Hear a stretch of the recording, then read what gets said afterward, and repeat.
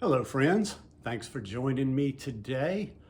I didn't have a food video that I wanted to talk about today, so since last week that video I shared, Watching the Watcher, people seem to like that, so I thought I would just kind of share a continuation of where I went after that. So that's where I got the title from, Observing Without Attachment, Beyond the Watcher. And for somebody that didn't watch that last video, this is just to help my personal practice just a little bit to go deeper, because I've never had a meditation teacher. So I've kind of just, like pieced it together on my own.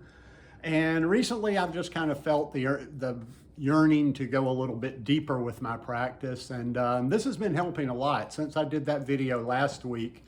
I don't like to qualify my meditation sessions like, oh, this was good, this was bad, but they just seem to feel a lot better these days. I don't know, there's just something there. So anyhow, I shared that reading last week, and over the weekend, or no, it was the end of the week, I went a little bit further by playing around with this, doing some searches on ChatGPT. So I thought I would just share what I came across here.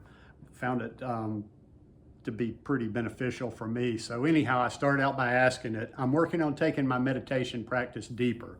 I would like to know more about the self and the concept of the watcher and how this all ties in with reality and consciousness. Do you have any information or suggestions? Absolutely, I'd be glad to help you explore these profound concepts. Delving into the nature of the self, the observer or watcher, and their connection to reality and consciousness is a journey that spans various philosophical and spiritual traditions.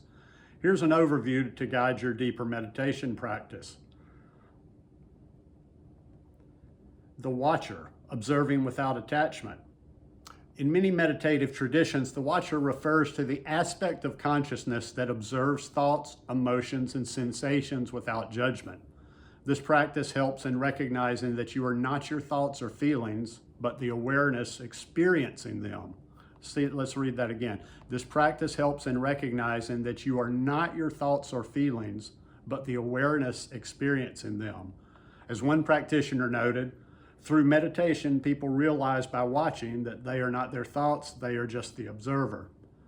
This realization fosters a sense of detachment, allowing for a more peaceful and centered state of being. Non-dual awareness beyond the watcher. Advancing further, some teachings suggest moving beyond even the concept of the watcher. In Advaita Vedanta, for instance, the ultimate reality, Brahman, is non-dual, meaning there's no separation between the observer and the observed. The individual self, Atman, is seen as identical to the ultimate reality. Similarly, in certain Buddhist practices, the goal is to transcend the duality of self and other, leading to a direct experience of pure awareness without distinctions. Now we get into a little bit of the science of consciousness. Modern neuroscience offers insights into these experiences. Research suggests that meditation can deconstruct habitual patterns of thought, leading to a state where the distinction between self and other dissolves. This non-dual awareness is described as a big soupy now, where traditional boundaries fade away. And also too, like a lot of people take all this stuff, it has to come from a tradition, or there's a religious aspect, or there's some sort of aspect like that. I highly recommend, if you're like, that's like a turnoff to you and you just want to understand actually what meditation is and what it isn't, maybe listen to the 10% Happier podcast and listen to stuff by Sam Harris, who kind of comes at it from a not like, it's more like in the realm of science. Practices to deepen your exploration. To delve deeper into these concepts, consider the following practices. Mindfulness meditation. Cultivate present moment awareness to observe thoughts and sensations without attachment. Self-inquiry, Atma Vichara. Ask yourself, who am I? To explore the nature of self beyond constructs. This is one I've started kind of working with a little bit. And then the rest, the last couple of things, guided meditations and contemplative readings, but some of this stuff you filter out. It's not, even though I'm kind of honing this AI stuff, it's still, I'm training it on my stuff. But anyhow, embarking on this journey requires patience and openness. Each meditation session is an opportunity to peel back layers of perception and get closer to the essence of being. If you have specific questions or need further assistance, feel free to ask. And then I did. Can you tell me more about Atma Vichara? Atma Vichara, what is Atma Vichara? Atma Vichara is the process of self-inquiry that focuses on the inner sense of I, or I am. Rather than analyzing thoughts or emotions, the practice directs attention to the source of the I thought. By continually questioning the origin of this sense of self, one seeks to dissolve the ego and uncover the true self.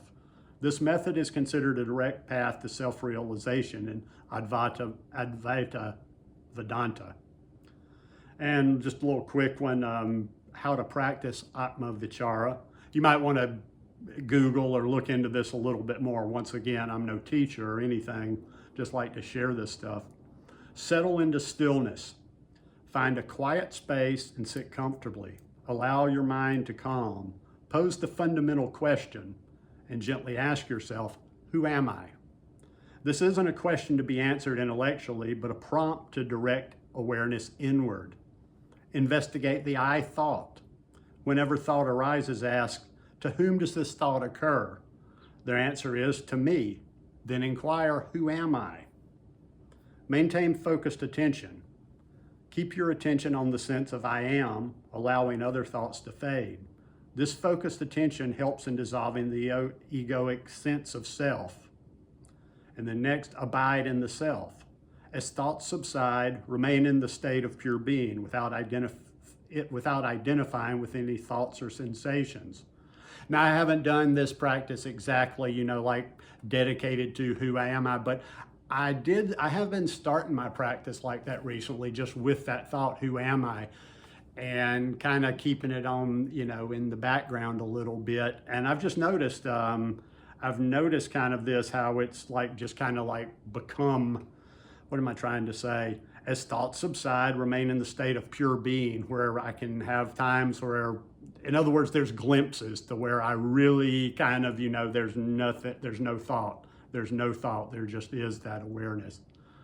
And the goal of Atma Vichara, just beyond that, is the ultimate aim of Atma Vichara is self-realization, the direct experience of the self beyond the ego and mind.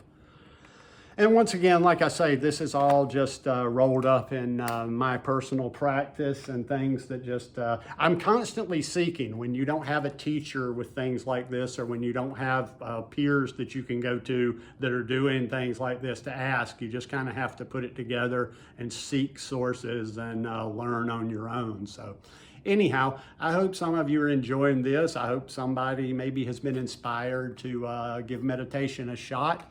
If you're interested in this kind of stuff, like I say, I would take some of these things that I talk about, and if you're interested, start Googling, doing a little research, looking around, see what resonates with you.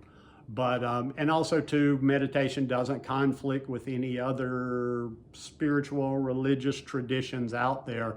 It's more a thing of, there is connection, and it's a little deep for me to explain and get into, but a lot of it just has to do with pure mind and just trying to get past mind. So anyhow, that was kind of convoluted. So hope you guys enjoyed this one today. If you like it, please give me a thumbs up.